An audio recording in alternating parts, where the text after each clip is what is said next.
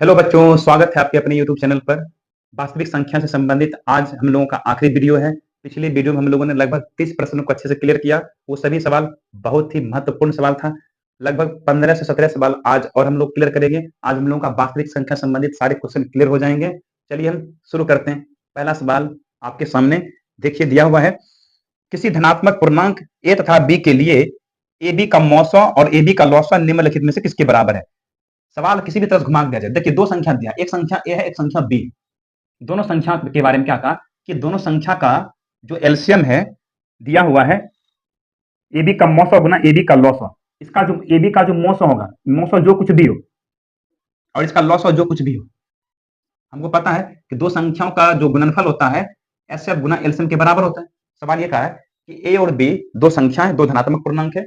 दोनों का जो मौसो होगा और दोनों का जो लौसो होगा, उन दोनों का जो गुणनफल होगा, उन दोनों का जो गुणनफल होगा किसके बराबर होगा, तो ए गुना बी बराबर होगा। यानी ए गुना बी अपना आंसर होना चाहिए। ये दिया है ऑप्शन नंबर सी में, समझे। तो ये सवाल था पहले 54 नंबर का। आइए अगला सवाल लेते हैं 60 का। दिया हुआ 2.113113113 डॉट डॉट डॉट, ये है अपरिमेय संख्या। ये क्या है? अपरिमेय। ध्यान समझिएगा, दशमलव के बाद अंक लगातार आ रहा है लेकिन आवर्ती रूप में नहीं आ रहा है। यह अनावर्ती रूप में। अनावर्ती क्या होता है? संख्या का कोई खास पैटर्न नहीं है यहाँ पे बदलने का, समझे। यहाँ पे जो संख्या आ रहा है पुनरावृत्ति तो हो रहा है लेकिन कुछ कुछ आ रहा है संख्या। इस तरह की संख्या को बोलते हैं अनावर्ती। और अनावर्ती संख्या में क्या होता है? अपरिमेय होता है, समझे। ये बात तो आपको ध्यान रखना है कि दशमलव के बाद अगर अंक लगातार आवे लेकिन आवर्ती रूप में अगर ना आवे। आवर्ती रूप मतलब क्या होता है? आवर्ती रूप मतलब ये, जैसे 1 3 आया है तो 1 3 आया तो 1 3 यही आना चाहिए था। ये इसको बोलते हैं आवर्ती। जैसे 1 आता तो 1 1 1 1 ही आता दशमलव बाद, इसको हम क्या बोलते हैं? आवर्ती। लेकिन लगातार अंक आ रहा है, किसी खास पैटर्न के तहत नहीं आ रहा है, तो ये हो गया अनावर्ती रूप। और अनावर्ती संख्या हमेशा होता है अपरिमेय संख्या। भाज्य ए और भाजक बी के लिए, भाज्य ए है, भाजक बी है, ये दिया हुआ है बी क्यू प्लस आर के रूप में हो तो कौन सा कथन सत्य है? ये देखिए, भाज्य बराबर भाजक गुना भागफल प्लस शेषफल। भाज्य यहाँ पर ए है और भाजक यहाँ पर बी है। भागफल यहाँ पे क्यू है और शेषफल के बारे में कहा शेषफल आर है। शेषफल आर जो होता है वो 0 हो सकता है या 0 से बड़ा हो सकता है। शेषफल जब भी आता है या तो 0 आता है, नहीं तो 0 से बड़ा कुछ भी होगा। लेकिन शेषफल जो होगा वो, शेषफल जो होगा वो हमेशा भाजक से क्या होगा? छोटा होगा। शेषफल जो होगा वो हमेशा भाजक से छोटा होगा। 20 हमेशा छोटा होगा।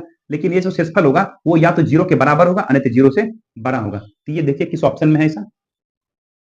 ऐसा ऑप्शन नंबर सी में दिया गया। समझ रहे बात? शेषफल हमेशा भाजक से छोटा होता है। जैसे कि एग्जांपल लेते हैं, मान लीजिए हम 5 में 2 से भाग देते हैं तो 2 दूनी 4, शेष बच गया 1। तो शेषफल हमेशा भाजक से क्या हो रहा है? छोटा हो रहा है। जैसे मान लीजिए हम 4 में भाग देते 2 से, 2 दूनी 4, शेष कितना बच गया? 0। तो शेषफल 0 भी आ सकता है, शेषफल 0 से बड़ा भी हो सकता है, लेकिन वो हमेशा भाजक से छोटा ही होगा, समझे। इस तरह का ऑप्शन हमारा आंसर सही होगा। दिया है ऑप्शन नंबर सी में। ये भी प्रतियोगिता परीक्षा के एग्जाम में क्वेश्चन पूछा गया था, समझे। आइए 71 नंबर में दिया है निम्नलिखित में कौन अलग है? अलग आपको ढूंढना है, सबसे अलग कौन सा है, यहां पे करते हैं। 3/5 है ऑप्शन नंबर ए में। उसके बाद रूट अंडर 16/4, इसका वर्गमूल होगा 4/2। ऑप्शन नंबर सी में है रूट 2/5। ऑप्शन नंबर डी में 25/4। ये है परिमेय, ये भी है परिमेय और ये भी है परिमेय। ये सबसे अलग हो गया रूट 2/5। ये है अपरिमेय, तो सबसे अलग यही है ऑप्शन नंबर सी। 73 हो गया सी। अलग ढूंढना था तो हमारा आंसर हो गया ऑप्शन नंबर सी, क्योंकि सी जो है ना वो है अपरिमेय, बाकी सभी है परिमेय। आइए 72 नंबर का देखिए। संख्या दिया हुआ है 0.32, इस पे 2 पैराग्रीन है। इसको का P/Q के रूप में लिखिए, अर्थात इसको परिमेय के रूप में चेंज कीजिए। ध्यान समझिएगा इस सवाल को। परिमेय के रूप में चेंज करने के लिए सीखे अभी हम इस तरह की संख्या को, लेकिन वो था दूसरे तरह का, ये है अलग तरह का। दशमलव के बाद कुछ अंक के बाद रेकरिंग आ रहा है। ऐसा जब दिया जाए तो क्या करना है? पूरे में से उसको घटाना है जिस पर रेकरिंग नहीं है। किस पर रेकरिंग नहीं है? 3 पर। बट्टा में उतना ही 9 दीजिए जितने अंक पर रेकरिंग है। 1 अंक पर रेकरिंग तो 1 9 देंगे। फिर इस पर 0 डालना है, उतना ही 0 दीजिए जितने अंक पर रेकरिंग नहीं है। कितने अंक पर रेकरिंग नहीं है? 1 अंक पर रेकरिंग नहीं है तो 0 दे देंगे। घटाइए, 32 में से 3 घटेगा, 32 में से 3 घटेगा 29 होगा। अब बट्टा में 90, तो 29/90 अपना आंसर होगा। ये है ऑप्शन नंबर बी में दिया गया। समझ में आई बात है? तो ये सवाल का आंसर हम लोगों का हो गया। मान लीजिए अगर आपसे ऐसा पूछता 0.32 पर रेकरिंग, ये इन दोनों में अलग अलग भिन्नताएं हैं, दोनों दोनों फर्क है दोनों में। यहाँ आप देखिए दशमलव के बाद तुरंत रेकरिंग आ गया, या दशमलव के कुछ अंक के बाद रेकरिंग आया। अगर इसको हमको कहा था निकालने के, तो हम क्या करते, जिस पर रेकरिंग उसको ऊपर में और जैगो अंक रेकरिंग त्यागनो नीचा, हमारा उत्तर ये होता। समझ बात को, ये दोनों अलग अलग परिमेय संख्या है, इसे आपको ध्यान रखना है। ठीक है, इसे मिटा लें, तब 74 का करेंगे। देखिए 74 में करें, निम्नलिखित में से कौन सा कथन सही है, यानी सत्य कथन के चुनना है आपको, ऑप्शन आपको पढ़ना है। हम यहाँ पे सिर्फ आपको बता रहे, ध्यान देखिएगा ऑप्शन को। आप सवाल यह है कि दो अपरिमेय संख्या के गुणनफल हमेशा अपरिमेय होता है। दो अपरिमेय संख्या, ध्यान समझिएगा, दो अपरिमेय संख्या पर नमन से ले लीजिए। मान लिया हमने लिया √2 और √8, अगर इन दोनों को गुना करेंगे तो होगा √16 और इसका मान आ जाएगा 4। तो दो अपरिमेय संख्याओं के जब हमने गुना किया तो क्या आ गया, परिमेय आ गया। जबकि कथन क्या कर रहा है कि दो अपरिमेय संख्या के गुणनफल हमेशा अपरिमेय होता है। हमेशा तो अपरिमेय नहीं होता, अपरिमेय हो भी सकता है। जैसे मान लीजिए √2 गुना √3 लिखे, ये क्या होगा, √6। ये तो ये क्या है, अपरिमेय है, ये है अपरिमेय। यानी दो अपरिमेय को गुना करेंगे तो अपरिमेय आएगा, दो अपरिमेय को गुना करेंगे तो कभी परिमेय भी आएगा, यानी कभी परिमेय तो कभी अपरिमेय होगा। ये कथन सत्य होना चाहिए। लेकिन यहां दिया है कि सिर्फ हमेशा अपरिमेय होना चाहिए, हमेशा अपरिमेय नहीं होगा, कभी कभी परिमेय भी होगा। ये कथन क्या है, असत्य है। ठीक है, आइए ऑप्शन नंबर बी चेक करते हैं।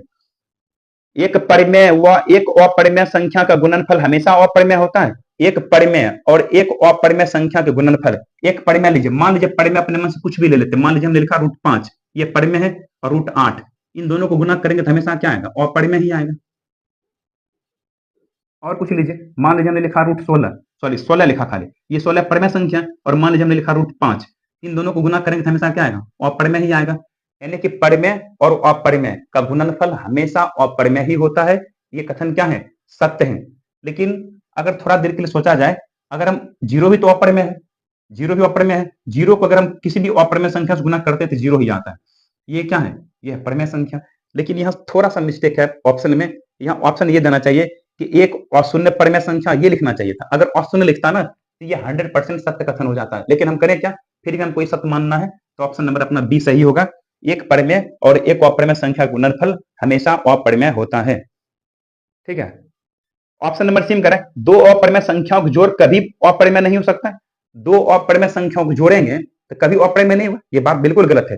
दो अपरिमेय संख्याओं को हम जोड़ते हैं, जैसे मान √2 और √5 जोड़ेंगे, इसको जोड़ेंगे क्या आएगा, अपरिमेय आएगा। जबकि कह रहा है कि अपरिमेय नहीं हो सकता है, अपरिमेय तो हो रहा है ना, इसलिए कथन क्या है, गलत है। ऑप्शन डी कह रहा है कि एक पूर्णांक तथा एक परिमेय संख्या के जोड़ कभी पूर्णांक नहीं होगा। पूर्णांक, मान लीजिए हम लिखे 5 और एक परिमेय संख्या, एक परिमेय संख्या 2/5 लेते हैं, इसको जोड़ेंगे तो क्या पूर्णांक नहीं होगा, बिल्कुल इसको जोड़ेंगे तो पूर्णांक नहीं होगा। लेकिन अगर मान लीजिए करो ऑप्शन लेते हैं 8 + 8, मान लीजिए 8 + 6 ले लीजिए, ये पूर्णांक है, ये परिमेय है, इसको जोड़ेंगे तो क्या आएगा, इसको जोड़ेंगे तो पूर्णांक नहीं आएगा, पूर्णांक आएगा ना, बिल्कुल आएगा। इसलिए ऑप्शन डी भी क्या है, गलत है। तो अपना ऑप्शन सही हो रहा है, ऑप्शन नंबर बी। आंसर आ गया, आपको चेक करने की जरूरत नहीं था, हमने समझने के लिए आपको आगे बता दिया था। ठीक है, उम्मीद है आपको अच्छे समझ में आ गया होगा। पहले से मिटा लेते हैं, तब आगे 77 नंबर का सवाल करेंगे।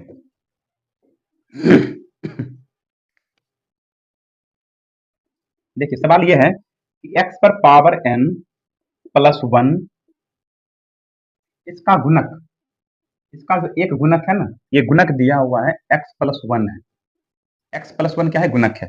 तो n निश्चित रूप से क्या होगा, n के बारे में कहा, n क्या होगा हमें ये बता दीजिए। ठीक है, इसको समझने से पहले आप जरा इस तरह ध्यान दीजिएगा। हम एक फॉर्मूला लिखते हैं, a³ + b³। a³ + b³ का फॉर्मूला होता है a + b × a² + b² - ab।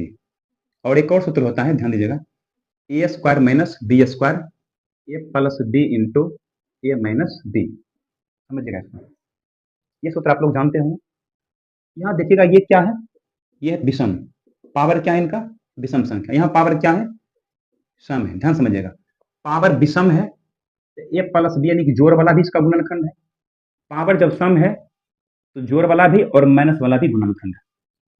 इस बात को आप समझ पा रहे हैं। पावर जब विषम हो तो प्लस वाला इसका गुणनखंड होगा, पावर जब सम हो तो प्लस वाला भी और माइनस वाला भी दोनों इसका गुणनखंड होगा। ठीक है, सेम इसी पैटर्न पर ये है, जरा ध्यान दीजिएगा। x पर पावर n को हम लिख सकते हैं x पर का होल पावर n, एक को लिख सकते हैं एक का होल पावर n। समझिएगा, अगर n अगर n क्या हो, विषम हो, ध्यान दीजिएगा, अगर n क्या हो, विषम हो, तो n जब विषम होगा तो सिर्फ x प्लस 1 इसका गुणक होगा, गुणनखंड होगा।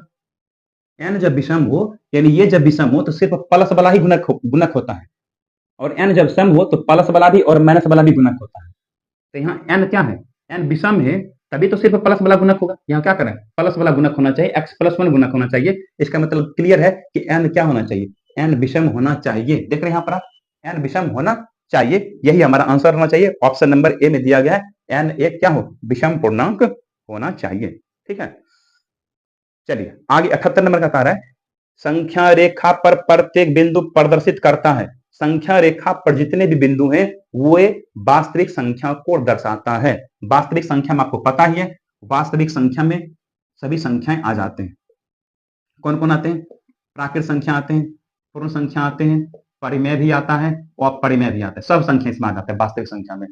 तो संख्या रेखा एक ऐसी रेखा है जिस पर हम दुनिया के सारी संख्याओं को दर्शा सकते हैं, उसमें भी सिर्फ और सिर्फ वास्तविक संख्याओं को हम संख्या रेखा पर दिखाएंगे। तो दिया हुआ है ऑप्शन नंबर किसमें, ऑप्शन नंबर ए में दिया गया है। 78 का आंसर हो गया अपना ऑप्शन नंबर ए, संख्या रेखा पर वास्तविक संख्याओं को दर्शाया जाता है। ठीक है,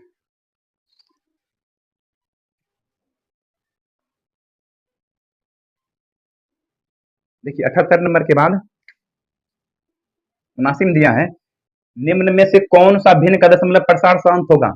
शांत और शांत जब भी देखना हो, पहले भिन्न को काटिए और हर को देखिए। हर में अगर 2 5 है तो शांत होगा, 2 5 के अलावा कुछ होगा तो अशांत होगा। हमें शांत ढूंढना है, तो शांत ढूंढना है तो देखिए ऑप्शन नंबर ए में दिया है 11/700 के साथ क्लियर नजर आ रहा है, अशांत होगा क्योंकि बट्टा में 7 आ गया है।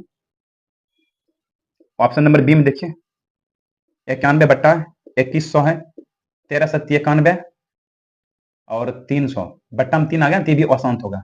ऑप्शन सी देखिए 343/2 पर पावर 3 गुना 5 पर पावर 3 गुना 7 पर पावर 3, 7 पर पावर 3 ही होता है 343, कट गया, बट्टा में सिर्फ 2 5 है ना, ये होगा शांत। आंसर हो गया ऑप्शन नंबर सी, बट्टा में सिर्फ 2 5 नजर आ रहे तभी शांत होता है। सबसे छोटी पूर्ण वर्ग संख्या जो 16, 20 और 24 प्रत्येक से भाज्य होना चाहिए, वह पूर्ण वर्ग संख्या हमें ढूंढना है। ऐसा सवाल दिया जाए, पहले इसका एलसीएम निकाल लीजिए, 2 से काटिए, पहले इसका गुणनखंड कीजिए, 2 8 16, 2 10 20, 12 दूनी 24, 2 चौका 8, 2 पचे 10, 2 छक 12, 2 दूनी 4, 5 के 5, 2 तिया 6। अब गुणनखंड संभव नहीं है।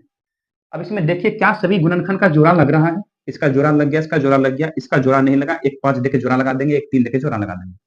अब सबको गुना कर दीजिए, अपना आंसर आ जाएगा। 2 दूनी 4, 4 दूनी 8, 8 दूनी 16, 16 पचे 80, 80 पचे 400, 400 गुना 3 तिया 9, तो 9 चौका 3600 अपना आ गया आंसर। ऐसा ऑप्शन है क्या, ऐसा ऑप्शन बिल्कुल विकल्प डी में दिया गया। वर्ग संख्या का एक गुण है कि वर्ग संख्या का प्रत्येक गुणनखंड जोड़ा के रूप में होता है। तो वर्ग संख्या का प्रत्येक गुणनखंड जब जोड़ा होता है तो हमने सोचा कि गुणनखंड जोड़ा लग जाए तो कम अपना हो जाएगा, तो जोड़ा जिसका लग रहा था लगा दिए, जिसका जोड़ा नहीं लगा जोड़ा लगा करके क्या कर दिए, गुना कर दिए, तो हमें वर्ग संख्या मिल गया, जो कि दिया हुआ है ऑप्शन नंबर डी में। आइए 81 में क्या करा, दो संख्याओं का एलसीएम इनके एचसीएफ का 14 गुना है। दो संख्याओं का एलसीएम इनके एचसीएफ का 14 गुना है। एलसीएम और एचसीएफ का जोड़ 600 है, एक संख्या 280 है, तो दूसरी संख्या बताइए क्या होगा। दो संख्या है, वो दो संख्या क्या है हमें पता नहीं है, लेकिन एक संख्या दिया है 280। ठीक है, दो संख्याओं का एलसीएम और एचसीएफ का गुणनफल 14 है। पहली संख्या पता नहीं, हम मान लेते हैं कि पहली संख्या एल है, दूसरी संख्या एच है। सवाल ये कहा कि दो संख्याओं का जो एलसीएम है एचसीएफ का 14 गुना है, एचसीएफ में 14 से गुना करेंगे तो क्या मिलेगा, एलसीएम मिलेगा, ये सवाल करें। फिर आगे देखिएगा सवाल ये करा है कि लघुत्तम समावर्त और महत्तम समावर्तक का जोड़ 600 है, यानी कि एलसीएम और एचसीएफ को जब जोड़ेंगे, एलसीएम और एचसीएफ को जोड़ेंगे तो ये दिया हुआ है 600 संख्या। सवाल ये करा है कि दो संख्याओं का एलसीएम एचसीएफ का 14 गुना है। ठीक है, इन दोनों एलसीएम और एचसीएफ को जोड़ेंगे तो 600 आएगा। आगे देखिए सवाल ये दिया, आगे ये कहा कि एक संख्या 280 है, तो दूसरी संख्या क्या है बता दीजिए। दूसरी संख्या हमें पता नहीं है, मान लेते दूसरी संख्या क्या है पता नहीं है, लेकिन हमको पता है एलसीएम गुना एचसीएफ, ये सूत्र होता है पहली संख्या गुना दूसरी संख्या बराबर एलसीएम गुना एचसीएफ। यही दिया है, एक संख्या 280 है, दूसरी संख्या बताना है, तो दूसरी संख्या तभी मालूम होगा जब हमको एलसीएम और एचसीएफ मालूम होगा। और यहाँ से हम एलसीएम और एचसीएफ मान निकाल लेते हैं। एल का मान देखिए 14H है, तो 14H अगर हम यहाँ पर रखते हैं तो 14H प्लस एच क्या होगा 15H। ये 15H आ गया यहाँ से 600, ये 15 से घटेगा 15H का 60, यानी H का मान आ गया हमारे पास 40। H का मान 40, तो यहाँ पर रखिए H का मान, तो 14 चुका 56 एलसीएम आ जाएगा 560 अगुना एचसीएफ तो 40 है ही 280 अगुना दूसरी संख्या। इसको काटिए, कटेगा क्या, बिल्कुल कटेगा। 28 दूनी 56, दूसरी संख्या है 40 गुना 80। ये देखिए ऑप्शन नंबर डी में दिया गया। ठीक है, सवाल यही था। अच्छा सवाल है थोड़ा सा।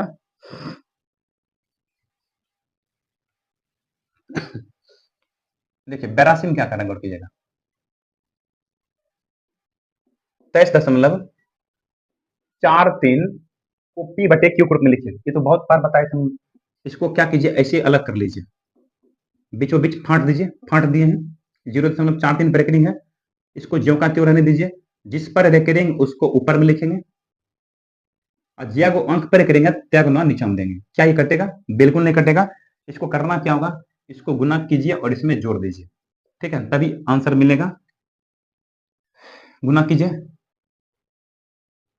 कैसे नंबर 207, 207 के साथ बाकी 20, कैसे नंबर 207 जोड़िए इसमें 7 के साथ कितना 227, तो 227 में 43 जोड़ देंगे और 7 10 के 0 बाकी 7 1 8 12 1 2 बाकी 1 2 1 3, तो 2320 होना चाहिए।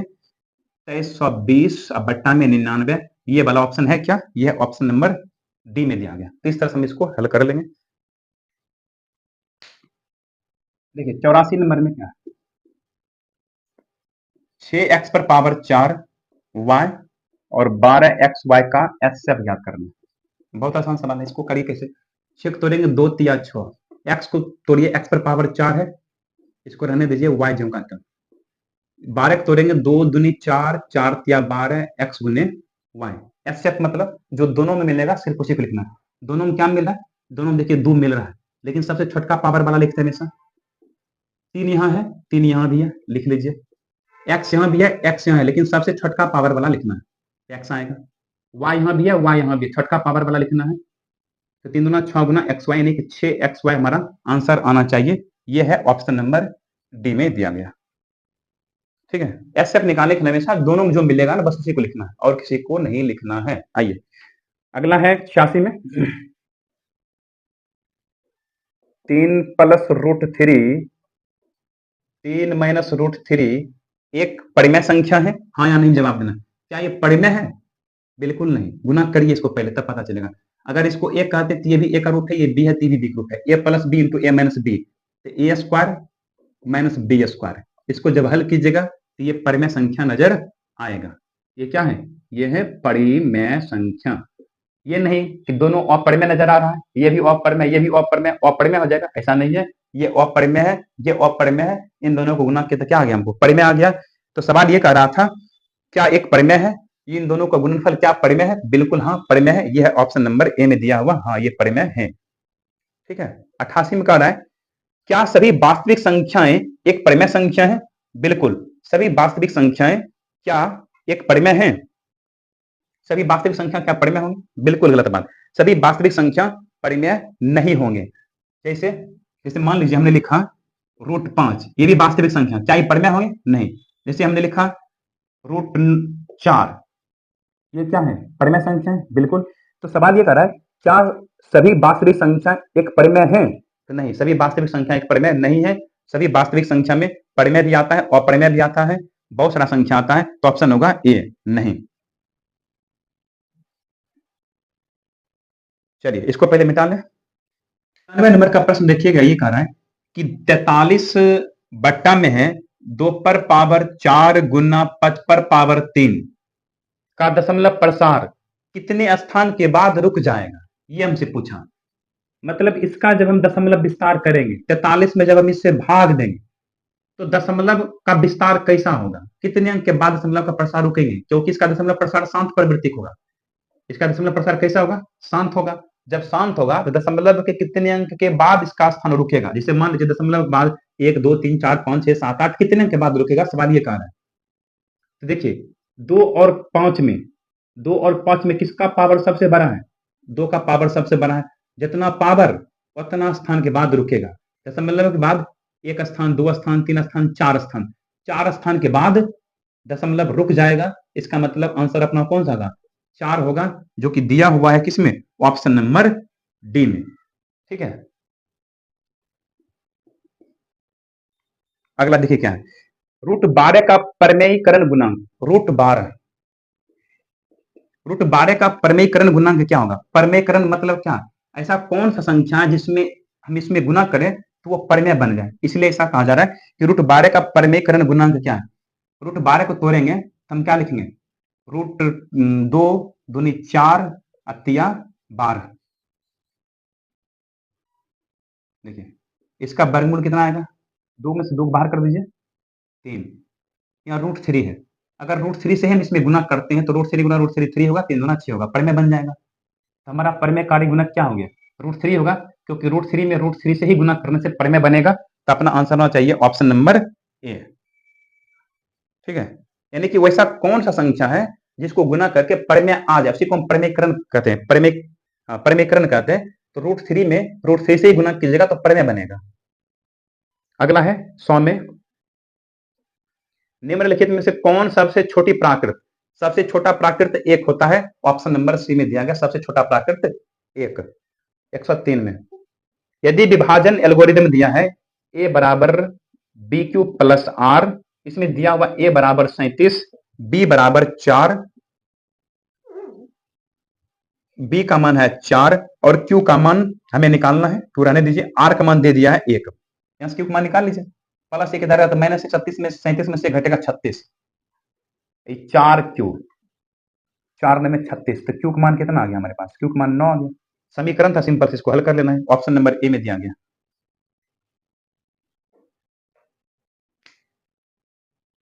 देखिए 109 में दिया हुआ है, ये 109 में है कि दो धन पूर्णांक ए और बी के लिए, दो धन पूर्णांक है ए और बी, इन दोनों के लिए क्या कहा है?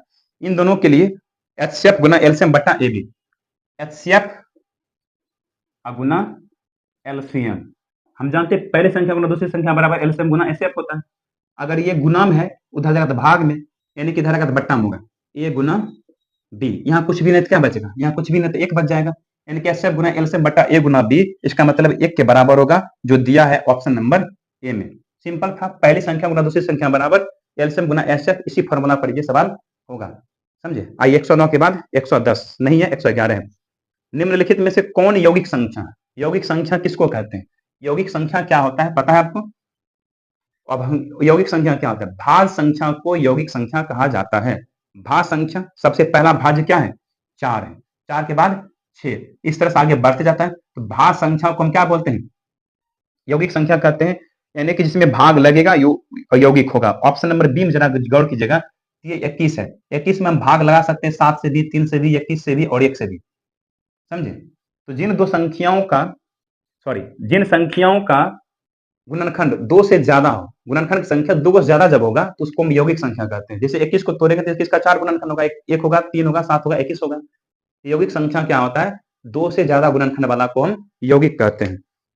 बाकी के ऑप्शन में अभाज्य संख्या है, क्योंकि उसका गुणनखंड मात्र 2 ही होता है, इसीलिए अपना आंसर हो गया ऑप्शन नंबर बी। ठीक है, आइए लास्ट सवाल आज का है, अंतिम सवाल, खत्म हो गया पूरा।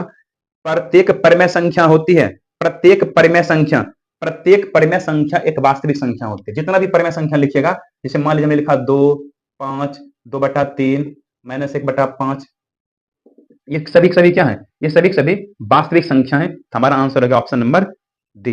इस तरह से हम लोगों का वास्तविक संख्या संबंधित सारे महत्वपूर्ण सवाल क्लियर होता है। उम्मीद है आपको इसमें मजा आया होगा। चलिए इन सारे सवाल को एक बार फिर से आप लोग रिवीजन कर लीजिएगा। मिलते हैं हम लोग अब अगले वीडियो में।